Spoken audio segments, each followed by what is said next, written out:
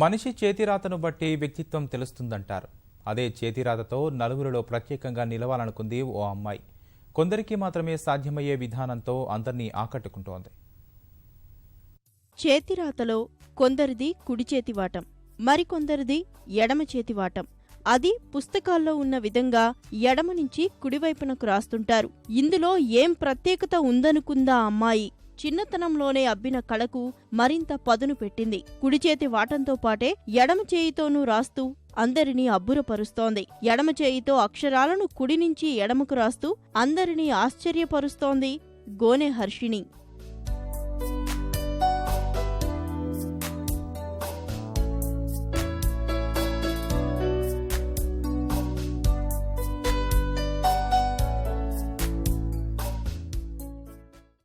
ఇలా రాయడం వల్ల నాకు చాలా బాగా అనిపిస్తుంది.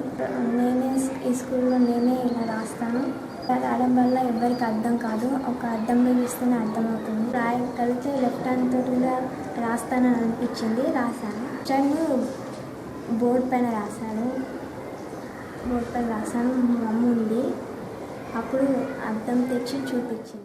మంచిర్యాల జిల్లా మందమర్రికి చెందిన గోనె హర్షిణి స్థానిక కార్మెల్ ఉన్నత పాఠశాలలో 9వ తరగతి చదువుతోంది. ఈ అమ్మాయి చిన్నతనంలోనే పదాలు తిరగరాయడం ప్రారంభించింది. మొదట పిచ్చి గీతలనుకుని తల్లిదండ్రులు పెద్దగా పట్టించుకోలేదు. తిరిగి అలానే రాస్తుండటంతో ఆ పదాలను అద్దంలో చూసి ఆశ్చర్యపోయారు. కూతురి ప్రతిభను చూసి మురిసిపోయి మరింత ప్రోత్సహించారు.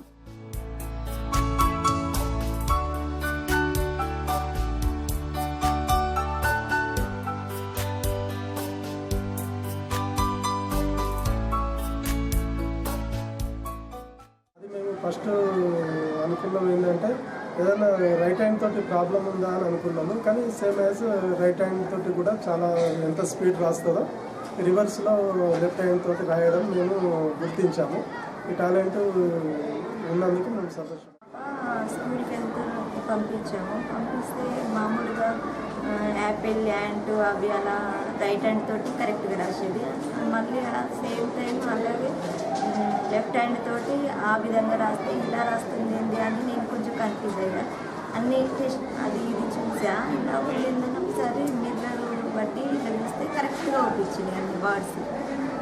అలాగే అని మళ్ళీ కొన్నిసార్లు రాసి చూసి మిర్రర్ బట్టి చూసేసరికి అన్నీ ఆ విధంగానే మిర్రర్ వర్డ్స్లో కరెక్ట్గా రాయగలను. ప్రస్తుతం హర్షిణి తెలుగు, ఆంగ్లం, హిందీ భాషలతో పదాలు, అక్షరాలు లేకుండా ఉన్న గణితానికి సంబంధించిన లెక్కలను కూడా 2 వైపుల నుంచి రాస్తోంది.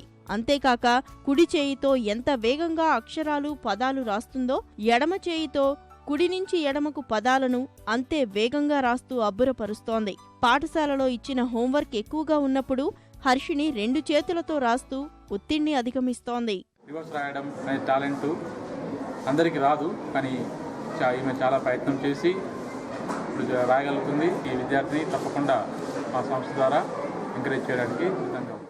2 చేతులతో ఎటువైపు నుంచైనా రాయగలుగుతున్న హర్షిణి ప్రతిభను పలువురు ప్రశంసిస్తున్నారు.